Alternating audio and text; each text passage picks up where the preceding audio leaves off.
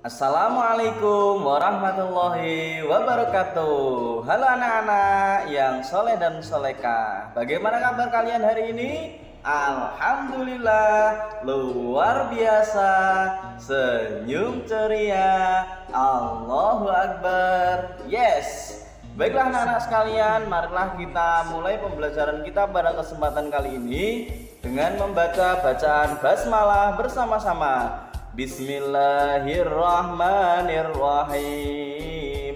Nah, kali ini Pak Eko akan menyampaikan materi pendidikan agama Islam dan budi pekerti semester ganjil di bab 2 mengenai yaitu mengenal Allah Subhanahu wa taala dan kitab-kitabnya. Untuk itu, mari kita simak bersama-sama. Mengenal Asmaul Husna. Siapakah Tuhan? Agama Islam menyebutnya Allah Subhanahu wa taala. Untuk mengenal lebih jauh siapa Allah Subhanahu wa taala, jawabannya ada pada Asmaul Husna. Asmaul Husna yaitu nama-nama yang baik dan indah. Jumlahnya ada 99. Di kelas 5 ini dibatasi hanya 4 Asmaul Husna, yaitu Al-Mumit, Al-Hayyu, Al-Qayyum, dan Al-Ahad. Nah, anak-anak, yang pertama adalah Al-Mumit, yang artinya Allah Maha Mematikan. Manusia, hewan, dan tumbuhan, semua makhluk hidup pasti akan mati. Maka, sebelum kematian datang, kita harus menyiapkan bekal amal baik untuk dibawa ke akhirat. Meneladani Asmaul Husna Al-Mumit diantaranya 1. Selalu beramal soleh. 2. Selalu berbuat kebajikan. 3. Patuh dan hormat kepada orang tua dan guru. Al-Hayyu atau Allah Maha Hidup, yang memberi hidup atau nyawa dan rezeki adalah Allah Subhanahu wa taala. Oleh karena itu, hidup atau mati ada di dalam kekuasaan Allah Subhanahu wa taala. Nah, anak-anak, meneladani Asmaul Husna Al-Hayyu diantaranya adalah 1. Menggunakan waktu sebaik mungkin. 2. Berusaha mencari berkah Allah Subhanahu wa taala. 3. Menjadi manusia yang bermanfaat untuk orang lain. Selanjutnya yaitu Asmaul Husna Al-Qayyum, yang artinya Allah Maha Berdiri Sendiri. Allah Subhanahu wa taala itu berdiri sendiri untuk selama-lamanya. Allah Subhanahu wa taala memberikan pendidikan kepada manusia supaya hidup tidak selalu bergantung kepada orang lain. Nah, anak-anak, meneladani Asmaul Husna Al-Qayyum diantaranya adalah 1. Bersikap mandiri dan optimis. 2. Selalu berusaha dan tidak putus asa. 3. Tidak malas belajar. Kemudian Asmaul Husna selanjutnya yaitu Al-Ahad atau Allah Maha Esa. Allah Subhanahu wa taala itu Esa, yang Maha Tunggal atau satu, yang tetap menyendiri dan tidak ada sekutu baginya. Nah, bagaimana kita meneladani Asmaul Husna Al-Ahad? Di antaranya adalah 1. Menyembah hanya kepada Allah Subhanahu wa taala. 2. Berdoa hanya kepada Allah Subhanahu wa taala.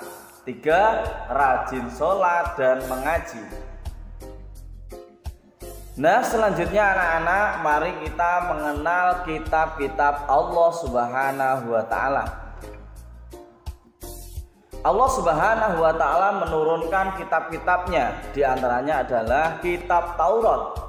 Diturunkan kepada Nabi Musa alaihissalam kurang lebih pada abad 12 sebelum Masehi di daerah Israel dan Mesir. Kitab Taurat menggunakan bahasa Ibrani. Anak-anak, isi kandungan dari kitab Taurat diantaranya 1. Kewajiban meyakini keesaan Allah Subhanahu wa taala. Yang kedua, larangan menyembah berhala. Berhala itu adalah patung. Nomor 3, larangan menyebut nama Allah Subhanahu wa taala dengan sia-sia. Yang keempat, supaya mensucikan hari Sabtu. Yang kelima, menghormati kedua orang tua. Yang keenam, larangan membunuh sesama manusia tanpa alasan yang benar. 7. Larangan berbuat zina. 8. Larangan mencuri. 9. Larangan menjadi saksi palsu. Dan 10. Larangan mengambil hak orang lain. Kitab Zabur diturunkan kepada Nabi Daud alaihi salam ketika beliau menduduki tahta sebagai raja Bani Israel pada abad yang ke-10 sebelum Masehi di tanah Kanaan. Nah, apa saja isi kandungan kitab Zabur itu? Yang pertama, nyanyian dan pujian kepada Allah Subhanahu wa taala. 2. Zikir. 3. Doa. 4. Kata-kata hikmah. Anak-anak yang berbahagia, nyanyian dalam kitab Zabur itu diantaranya 1. Nyanyian kebaktian untuk memuji Tuhan. 2. Ratapan-ratapan jamaah. 3. Ratapan dan doa individu. 4. Nyanyian untuk raja. 5. Nyanyian perorangan sebagai rasa syukur kepada Tuhan. Selanjutnya kitab Injil. Kitab Injil diturunkan kepada Nabi Isa alaihissalam pada sekitar abad 1 Masehi di daerah Yerusalem. Dalam bahasa Yunani, Injil berarti kabar selamat, pelajaran yang baru atau kabar gembira. Nah, selanjutnya anak-anak, apa saja ajaran pokok yang ada dalam kitab Injil? Di antaranya adalah 1. Perintah agar kembali kepada tauhid yang murni. 2. Ajaran yang menyempurnakan kitab Taurat. 3. Ajaran agar hidup sederhana dan menjauhi sifat tamak atau rakus ya. Yang keempat, pembenaran terhadap kitab-kitab sebelumnya. Kemudian kitab Al-Quran. Al-Quran diturunkan kepada Nabi Muhammad SAW pada abad 6 Masehi di Mekah dan Madinah. Nah, anak-anak, bagaimana peristiwa turunnya Al-Quran? Al-Quran adalah kitab yang diturunkan kepada Nabi Muhammad SAW sebagai petunjuk umatnya. Peristiwa turunnya Al-Quran dikenal dengan Nuzulul Quran, yaitu pada tanggal 17 Ramadan. Terjadi pertama kali ketika Nabi Muhammad SAW menyendiri di Gua Hira di Mekah. Turunnya Al-Quran menandai awal diangkatnya Nabi Muhammad SAW sebagai Rasulullah atau utusan Allah. Usia beliau saat itu genap 40 tahun.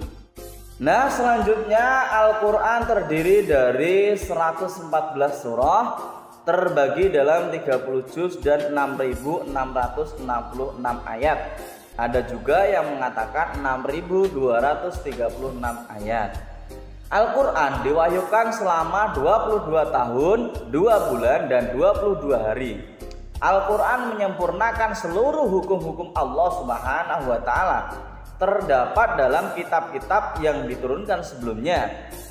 Ia diturunkan untuk seluruh umat manusia sebagai rahmat bagi alam semesta, atau disebut juga rahmatan lil alamin. Nah, anak-anak yang berbahagia, kelebihan dari Al-Quran itu diantaranya adalah 1. Membenarkan kitab-kitab terdahulu. 2. Memuat kisah-kisah Nabi terdahulu. 3. Memberi ketentraman jiwa. 4. Mengangkat derajat umat Islam yang mau mengamalkannya. 5. Mukjizat sepanjang masa. Lalu inti isi keseluruhan Al-Quran itu adalah 1, yaitu membahas tentang akidah atau keimanan. Yang kedua, membahas tentang ibadah atau pernyataan perbuatan bakti kita kepada Allah Subhanahu wa taala. Yang ketiga, yaitu tentang syariat atau hukum Islam. Kemudian kedudukan Al-Quran.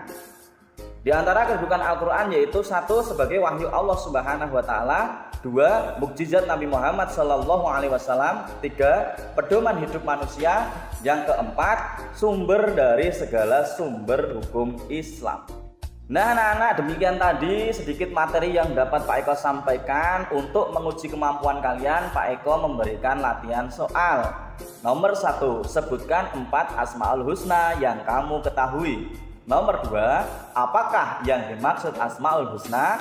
Nomor 3, jelaskan yang dimaksud dengan Al-Quran. Nomor 4, apa saja isi kandungan kitab Zabur? Nomor 5, apa saja inti isi dari Al-Quran? Nah, demikian anak-anak, mudah-mudahan dapat menambah wawasan, menginspirasi, dan menambah semangat belajar untuk anak-anak sekalian. Kurang dan lebihnya mohon dimaafkan. Wabillahi taufiq wal hidayah wa ridha wal inayah. Wassalamualaikum warahmatullahi wabarakatuh. Sampai jumpa.